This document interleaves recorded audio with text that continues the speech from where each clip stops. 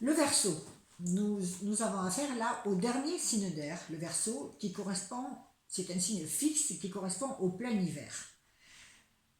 La nature ressent ce besoin d'entraide avec toutes les forces enfouies qui vont s'entraider pour pouvoir se développer au printemps. Et cette notion d'entraide et d'appartenance à l'univers vibre dans le cœur du Verseau.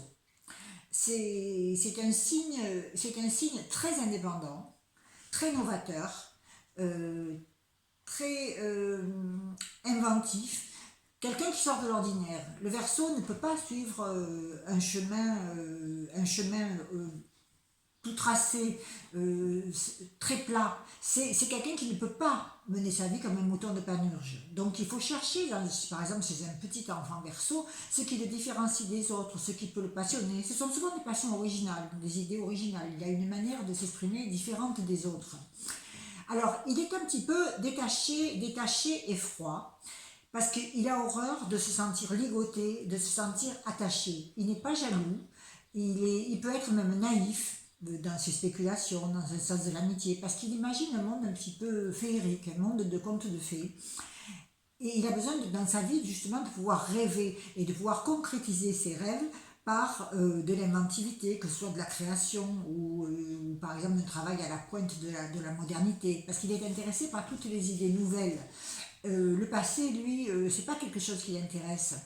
Il a besoin de trouver le sens de sa vie, de trouver le but transcendant et surtout de vivre dans ce monde de futur et de modernité qu'il invente. Il peut être très tourné vers les autres, très amical, très fraternel, mais bizarrement aussi très solitaire et froid. C'est-à-dire il y a les deux.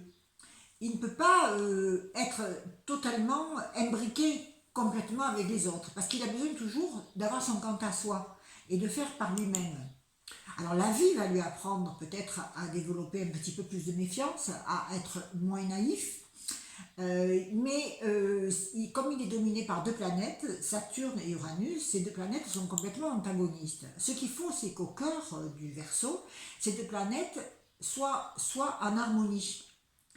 Parce que si nous avons un Verseau qui est très saturnisé, avec un Saturne fort, ça ne sera pas un Verseau liant avec le côté Uranus, c'est-à-dire il sera froid, métallique, avec des préjugés, avec des idées très arrêtées, très pointilleux, à chercher le moindre détail pour pinailler.